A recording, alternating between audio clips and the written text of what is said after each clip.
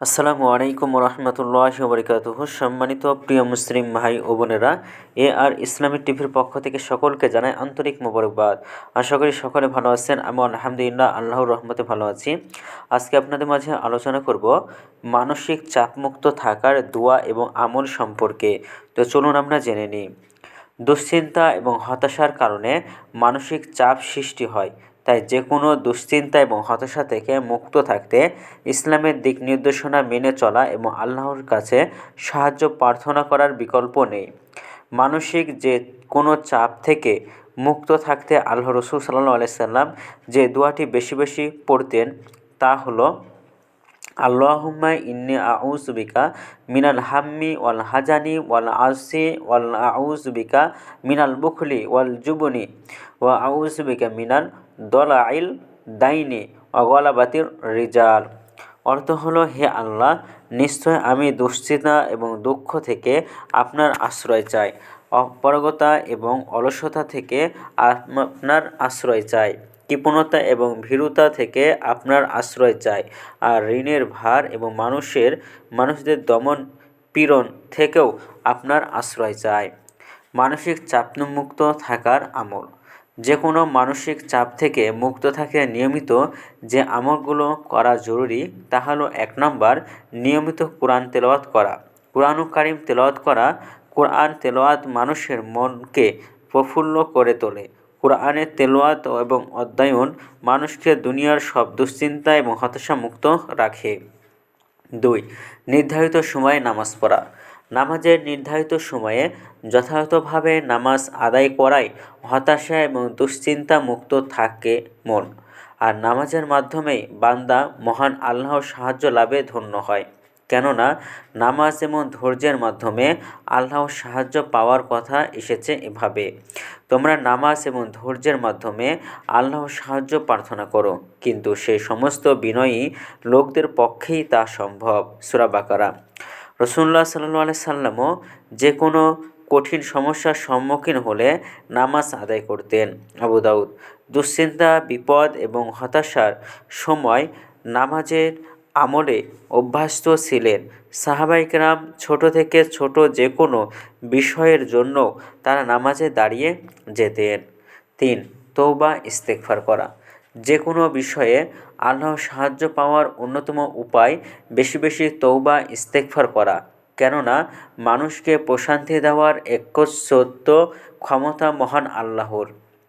তার কাছে ক্ষমা প্রার্থনা করতে তিনি মানুষকে প্রশান্তি দেবেন। কোরআনে বর্ণনায় তা প্রমাণিত।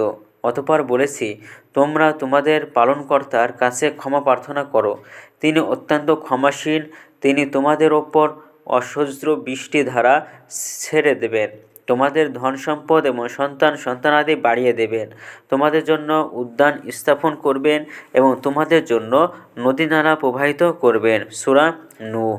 রাসূলুল্লাহ সাল্লাল্লাহু আলাইহি সাল্লাম বলেছেন, যে ব্যক্তি নিয়মিত ইস্তেগফার করবে, আল্লাহ তাআলা তার সব সংকট থেকে উত্তরণের পথ বের করে দেবেন, তার সব দুশ্চিন্তা মিটিয়ে দেবেন এবং অকল্পনীয় উৎস থেকে তার রিজিকের ব্যবস্থা করে দেবেন। সুবহানাল্লাহ। আবু দাউদ শরীফ। 4. নিয়মিত দুরূদ শরীফ পড়া। প্রশান্তি পাওয়ার অন্যতম আরেক মাধ্যম হলো রাসূলুল্লাহ সাল্লাল্লাহু আলাইহি সাল্লামের প্রতি দুরূদ পড়া। দুরূদ পড়লে আল্লাহ তাআলা বান্দার প্রতি রহমত নাযিল করেন এবং এই রহমত মানুষকে যাবতীয় মানসিক চাপ থেকে মুক্ত রাখে। হাদিসে এসেছে, হযরত উবাই ইবনে কাব রাদিয়াল্লাহু তাআলা আনহু বর্ণনা করেন, আমি বললাম, হে আল্লাহর রাসূল, আমি আপনার ওপর অনেক বেশি দুরূদ পড়তে চাই, আপনি বলে দেন আমি দুরূদের কতটুকু সময় দেব? তিনি বললেন, তুমি যতটুকু চাও। আমি বললাম, 1/4 সময়। তিনি বললেন, তুমি যতটুকু চাও, যদি আরও বাড়াও তা তোমার জন্য ভালো। আমি বললাম, অর্ধেক সময়। তিনি বললেন, তুমি যতটুকু সময় পড়তে পারো, যদি এর চেয়ে আরও সময় বাড়াও তোমার জন্য ভালো। আমি বললাম, তাহলে সময়ের 2/3। তিনি বললেন, তুমি যতটুকু চাও, যদি আরও বাড়াও তোমার জন্য ভালো। আমি বললাম, সম্পূর্ণ সময় আমি আপনার ওপর দুরূদ পড়ার আর কাটিয়ে দেব। তখন তিনি বললেন, তাহলে এখন হতে তোমরা পেরেশানি দূর হওয়ার জন্য দুরূদই যথেষ্ট এবং তোমার পাপের কাফফারার জন্য দুরূদই যথেষ্ট। তিরমিজি শরীফ। হতাশামুক্ত থাকতে যে দোয়াগুলো আপনারা পড়বেন সেটা হলো যে মানসিক চাপ কমাতে নিয়মিত দোয়া করাও অন্যতম, কারণ হাদিসে দোয়াকে ইবাদতের মূল বলা হইয়াছে। দোয়া বা প্রার্থনা করলে কোনো কিছুই চাইলে মহান আল্লাহ খুশি হন, না করলে বরং অসন্তুষ্ট হন। তবে দোয়ার ক্ষেত্রে হাদিসে বর্ণিত দোয়াগুলোকে প্রাধান্য দেওয়া উচিত। রাসূলুল্লাহ সাল্লাল্লাহু আলাইহি সাল্লাম বলেন, আমি এমন একটি দোয়া সম্পর্কে জানি, কোনো বিপদে পড়া লোক যদি তা পড়ে তবে আল্লাহ তাআলা সে বিপদ দূর করে দেবেন। সেটি হচ্ছে আমার ভাই হজরত ইউনুস আলাইহিস সালাম এর দোয়া। তা হলো লা ইলাহা ইল্লা আনতা সুবহানাকা ইন্নী কুনতু মিনাজ জালিমিন। অর্থ হলো, হে আল্লাহ, তুমি ছাড়া কোনো সত্য উপাস্য নেই, আমি তোমার পবিত্রতা বর্ণনা করছি, নিঃসন্দেহে আমি জালিমদের অন্তর্ভুক্ত। তিরমিজি। এছাড়াও চিন্তা পেরেশানির সময় রাসূলুল্লাহ সাল্লাল্লাহু আলাইহি সাল্লাম একটি বিশেষ দোয়া পড়তেন। তা হলো আল্লাহুম্মা ইন্না আউযু বিকা মিনাল হাম্মি ওয়াল হাজানি ওয়াল আজজি ওয়া আউযু বিকা মিনাল বুখরি ওয়াল জুবনি ওয়া আউযু বিকা মিনাল দলাইল দাইনি ওয়া গলাবাতির রিজাল।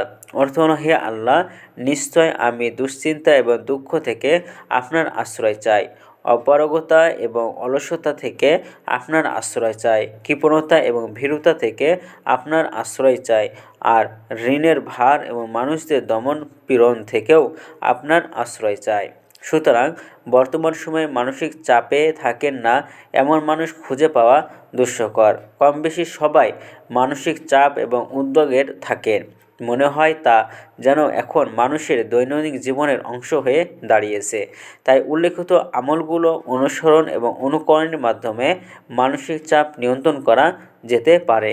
আল্লাহ তাআলা মুসলিম উম্মাহসহ সবার ব্যক্তিগত, পারিবারিক, সামাজিক, রাজনৈতিক কর্মক্ষেত্রে সব মানসিক চাপ থেকে মুক্ত থাকতে উল্লেখিত আমলগুলো যথাযথভাবে করার তৌফিক দান করুন।